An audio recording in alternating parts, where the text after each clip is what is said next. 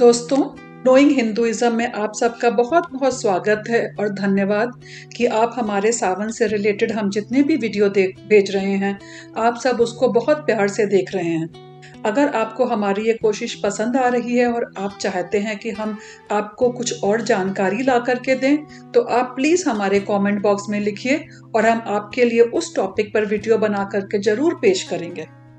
तो आज हम बात करेंगे कि जब हम सावन के समय या वैसे भी जब भी शिव जी के ऊपर जल चढ़ाते हैं, अगर उसमें कुछ बूंदे गंगा जल की मिला दें तो बहुत ही अच्छा होगा।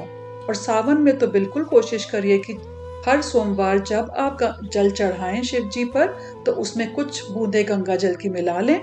अगर नहीं है गंगा जल घर में तो गंगा जल खरीद लीजिए। कहा जाता है कि शिव जी को गंगा जल बहुत ही पसंद है। तभी तो भागीरथ की घोर तपस्या के बाद जब स्वर्ग से धरती पर गंगा उतर रही थी, तब भगवान शिव ने उन्हें अपनी जटाजूट में लपेट लिया और सिर पर धारण किया। तो जो शिव जी ने गंगा जी को अपने सिर पर धारण कर रखा है, सोचिए अगर हम उन पर गंगा जल चढ़ाएंगे तो वो कितने प्रसन्न होंगे। तो कहा जाता है कि शिव पर गंगा जल चढ़ाने वालों की सभी मनोकामनाएं पूर्ण होती हैं। तो ये हुआ जल में गंगा जल मिलाने के बाद। अब सावन के महीने में जैसे मैंने पहले कहा था कि क्यों कोशिश करिए कि आप हर दिन जल चढ़ाएं, और आपके घर में बच्चे हैं तो उनसे भी बोलिए कि अभी से अगर वो आदत डाल सकते हैं कि वो भगवान शिवलिंग पर अगर पूरे साल नहीं चढ़ा सकते हैं तो एटलीस्ट सावन के महीने में, एटलीस्ट सावन के सोमवार में जरूर जल चढ़ाएं। क्योंकि कहा जाता है कि इस महीने में जो भी भक्त भगवान के शिवलिंग पर जल चढ़ाता है उसको एक विशेष वरदान मिलता है और उसकी सभी मनोकामनाएं पूर्ण होती हैं। पौराणिक कथाओं में भी इस बात का वर्णन आता है कि सावन महीने में ही समुद्र मंथन किया गया था और समुद्र मंथने के बाद जो भी हलाहल विष निकला था उसे भगवान शंकर ने अपने कंठ में समाहित कर लिया था। इसीलिए विषपान के बाद महादेव का कंठ भी नीला पड़ गया था और उनका नाम हुआ था नीलकंठ। ऐसी मान्यता है कि विष का प्रभाव कम करने के लिए ही सावन पर शिव जी पर जल चढ़ाया जाता है। और यही वजह है कि दूसरे महीनों के मुकाबले जब आप इस महीने में सावन के महीने पर जल चढ़ाते हैं तो उसका महत्व कुछ खास ही बढ़ जाता है और जो भी जल चढ़ाता है उस व्यक्ति की सभी मनोकामनाएं पूर्ण होती हैं। तो नोइंग हिंदुइज्म में हम सब की बहुत ही इच्छा है, हम चाहते हैं कि आप सबकी जितनी भी मनोकामना है वो पूर्ण हो, आपका परिवार सब लोग खुश रहें। तो आप लोग प्लीज जल जरूर चढ़ाइए शिव जी के ऊपर। कुछ बातें ध्यान रखिए जब भी आप शिव जी पर जल चढ़ा रहे हैं।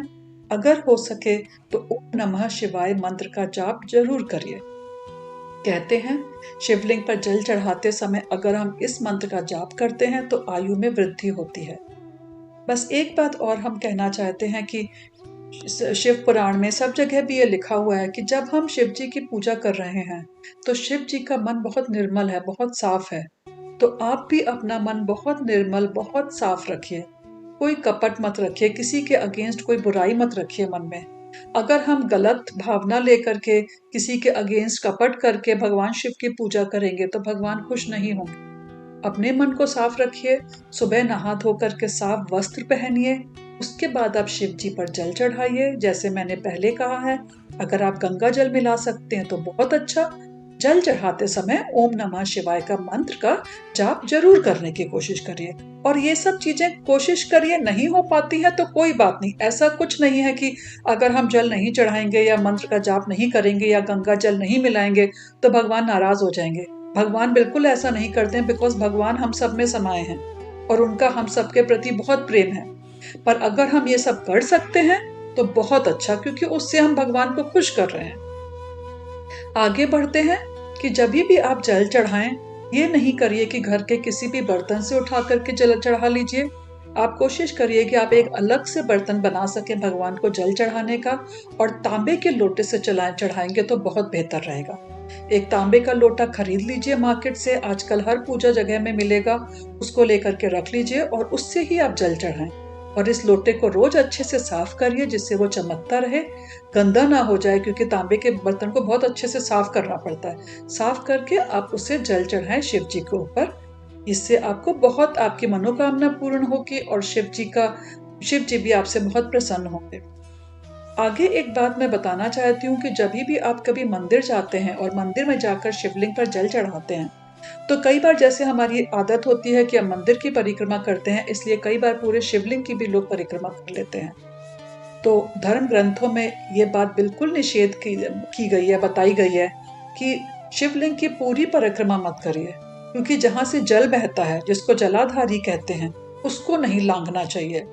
तो आप एक तरफ से शुरुआत करिए, जब आप जलाधारी पहुंचे जहां से जल बहता है, वहां से आप दोबारा उल्टा आ जाएं। शिव जी की परिक्रमा पूरी कभी नहीं करना चाहिए। तो इसके साथ दोस्तों, जो भी आज हम आपको बात बताना चाहते थे कि कैसे जल चढ़ाएं, कैसे हो सके तो आप पानी में गंगा जल मिलाएं और किस ढंग से आप ओम नमः शिवाय मंत्र का जाप करें, पीतल के बर्तन से पानी चढ़ाएं और जलाधारी को ना क्रॉस करें। इसके साथ ही आप सबको श्रावण माह आपकी सारी मनोकामनाएं पूर्ण करें। आप बहुत खुश रहें, आपका परिवार के लिए ये माह बहुत खुशियां लेकर के आए। और अगर आपको हमारा ये एफर्ट अच्छा लग रहा है तो प्लीज हमारे चैनल को सब्सक्राइब, लाइक, शेयर करिए और आपने कमेंट लिखिए। इसमें हम लोग बहुत खुश होंगे अगर आप हम लोग को लिख के बता सकें कि आपको हमारी मेहनत कैसी लग रही है, हमारा एफर्ट कैसा लग रहा है, एंड इम्पोर्टेंटली आप हमसे और क्या सुनना चाहते हैं, हम आपके लिए और कौन सी इंफॉर्मेशन और कौन सा वीडियो लेकर के आए, तो उससे हम लोग को बहुत अच्छा लगेगा। सो दोस्तों, धन्यवाद। आप सब खुश रहें और शिव जी की कृपा आप सब पर हमेशा बनी रहे। Thank you very much.